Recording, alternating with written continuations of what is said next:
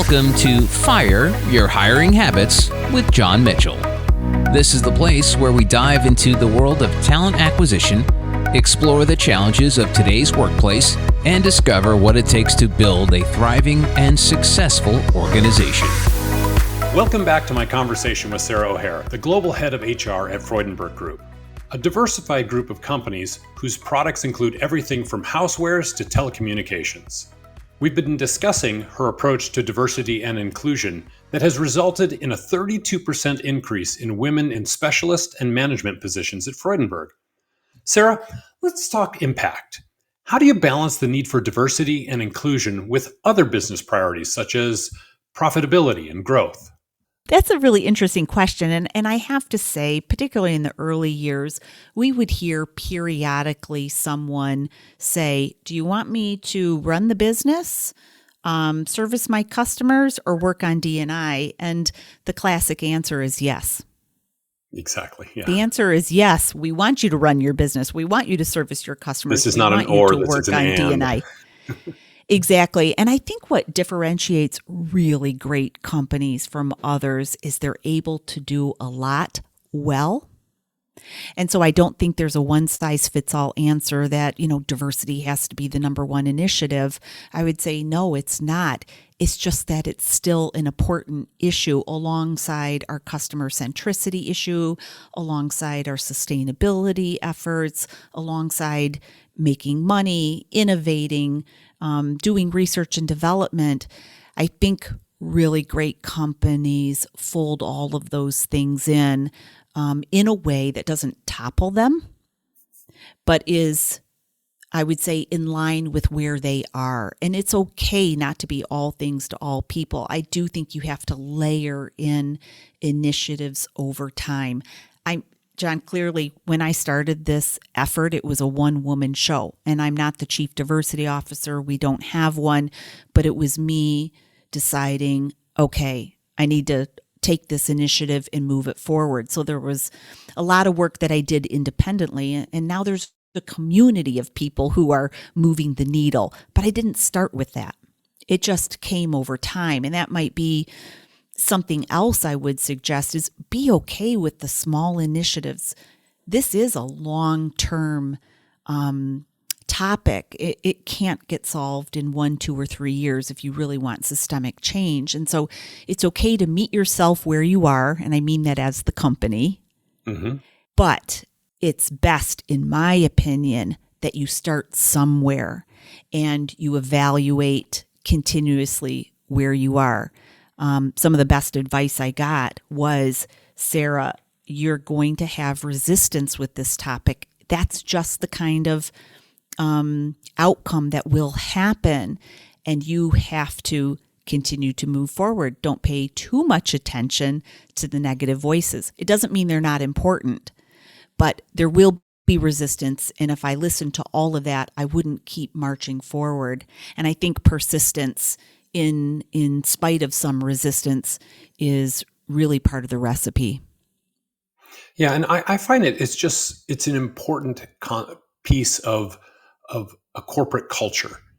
If people don't feel comfortable in the workplace being who they are, able to be all there, you're not going to get all they have to offer. It just makes logical sense, whether it's hey, there's whatever kind of, even if it's just minor or subtle, oppression about their gender, their ethnicity, their religion, whatever it is, if it's a more open environment as part of the culture, I think you find that people then are comfortable.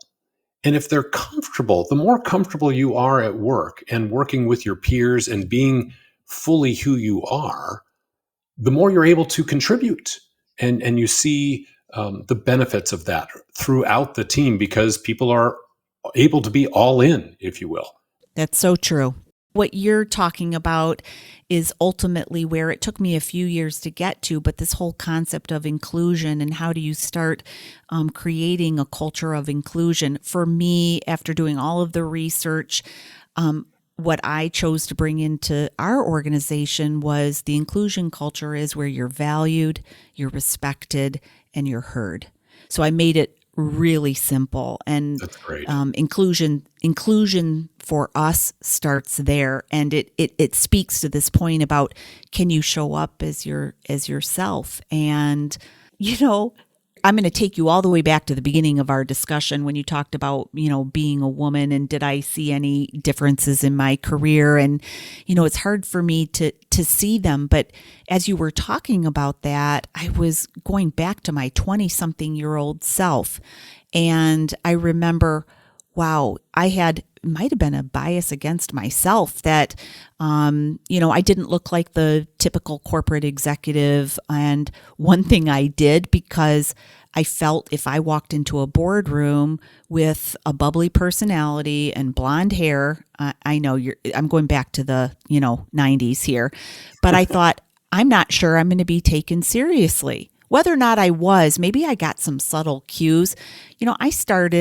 I cut my hair at one point, and then I decided, nope, that's never happening again. I'm not doing that. But I would even wear glasses, even though I didn't need them, because I didn't want to have them wait 5 minutes or 10 minutes before they listened to me talking about my topics, before they recognized, oh, she knows her stuff. So when you talk about that, I don't know if men do that. That would be a really interesting question. I have to tell you, I'm guilty of this similar type of thing. I used to wear glasses when I was much younger, when I didn't need them, to appear older and smarter, just because it's like the glasses thing. For some reason, people go, oh, that person has glasses. They must know what they're talking about. And it's completely irrational, but it just means that their eyes don't work the way, everybody else's do. But I love that you use the glasses experience, because totally guilty. 20-something John had these wire rim glasses that straight glass. Exactly. Me too. Same thing. And sometimes when you show up and you are the youngest person in the room, I don't know if the next generation coming in, the Gen X, Y, Z, if they're the same. But for us, it sounds like we recognize that there was something maybe we were, up against, whether it really was there or not. We were trying to break the experience, or whatever barrier was in front of us. For me, it was experience. I was looking at competing with people that were easily 20 years older than I was for the same positions, and I needed them to take me seriously. So I think the same can apply for whatever barrier you're facing, whether it's experience or gender or whatever. So there's some sort of, hey, if I dress or act this way, I'm conforming. And yet, if you're not being yourself, that is a limiting factor. I used to, as I mentor individuals, I tell them, they're like, oh, I need to get this job. I'm interviewing for this role or this position. And so I want to make sure that I tell them what they want to hear. And I'm like, well, yeah, sort of, but you can't diminish who you are, because, man, you're going to spend a miserable couple of years there if you're not able to be who you are in that role.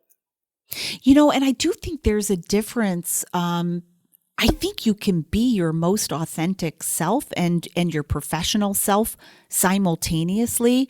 But if we're coaching and mentoring, I think the most compelling individuals are those who share something about themselves and how they're wired and how they're, grew up, something that makes all of us more human. That's what we have to do as leaders. It comes naturally to some more than others. But, if I want someone to follow me, they have to know who I am, and then they can choose to opt in or opt out. And I think we do that when we're, looking at the up and coming professionals in the organization. Are they bringing themselves? Do I trust them? Do I know them? And there's also, of course, all the performance elements too, but it's a mixture of their professional capabilities and who they are in the organization. So much of an organization is also about chemistry, and chemistry doesn't take the place of performance, but you want everything to be firing, on all cylinders, and that authenticity is a huge factor. Yeah, I love that you say that it's a mixture. You mentioned earlier that, hey, just the, whatever you call it, the table stakes, just to play. You have to be working hard. You have to be performing. And that's part of it. So much of what I see out in just broad media, they're always trying to get it down to the soundbite, and they miss that this is a multifaceted challenge that individuals have. You have to be able to perform in the corporate environment. You have to be able to work hard. You have to be able to be yourself. There's so many aspects of this all coming through there that it's not just, oh, I'm this, and so now give me the rewards. It's a balance. It's Exactly. a chemistry set here. So you talked about, it was the CEO or chairman saying, hey, there's 15 women in the place, we need to do better. Talk to me a little bit about, if you can, share with me the role that you think data plays in measuring and improving diversity and inclusion in the workplace. I have a love-hate relationship with data. I mean, I love it. But if that's all we want to look at, I try to bring a balance to the table and to the organization there. But let me say, for a technology organization, when I was talking about this topic starting in 2014, when I really started to put myself on a platform, and I'm talking to a lot of engineering professionals or executives, of course, you have to have some level of data. So for me, the first thing I did was set the baseline. How many women do we have? Where do we recruit from? What do I think is possible? What industries are we in? What countries are we in? I mean, I was setting the stage for 60 countries, multi-industry, so it wasn't going to be a one-size-fits-all.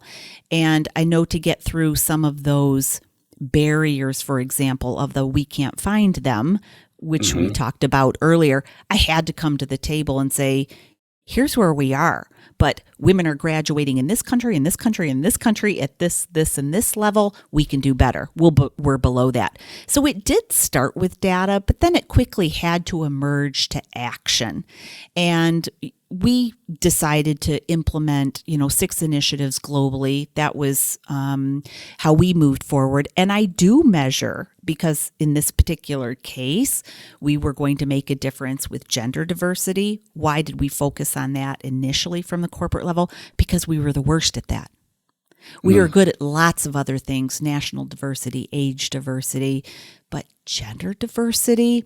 So I decided to focus. There are pros and cons with focusing on a particular element versus doing a broad brush, but I was concerned that if I didn't focus on something, the business wouldn't focus and I'd never move the needle. So Sure. that was how I went. And I look at women in the workforce in 3 primary categories. It's the executive level, the management level, and the professional level. And you can measure that. So now that I have all the initiatives in and we have the company sort of humming on a lot of those things and starting to really focus on inclusion, which is harder to measure, but I still will reference, where have we come? Have we moved from 30% professional women to 33% over the last 5 years? Yes. Have we moved from 19% women in management to 23%? Yes. Have we moved from 5% women at the executive level to 19%? Yes. So we're on our way. We measure, but I do think it's a balance. Yeah, so it provides at least a starting point. You know where you're at, so you can tell if you're making a difference, but you can't just say, it isn't all just about the numbers. It's a supporting element, is what I'm hearing. For me, it is. And I do walk that line between you have to have a KPI for everything and recognizing that part of what we're doing is beyond a KPI. So we try to find both, but I think you summarized it perfectly well. You mentioned before that when you were getting ready to undertake some of these initiatives, that some people advised you that you might run into some individuals that were less than enthusiastic, let's say, about some of these changes. One of the things that I've seen happen as I've tried to affect corporate changes, sometimes I'll pick just a small area, a special, a group that may not be as integrated, work with that group, institute the changes we're trying to see, and then show the benefits of those changes, and then try to roll it out in group after the group, as opposed to, say, trying to hit, in your case, 50,000 plus employees across a global organization.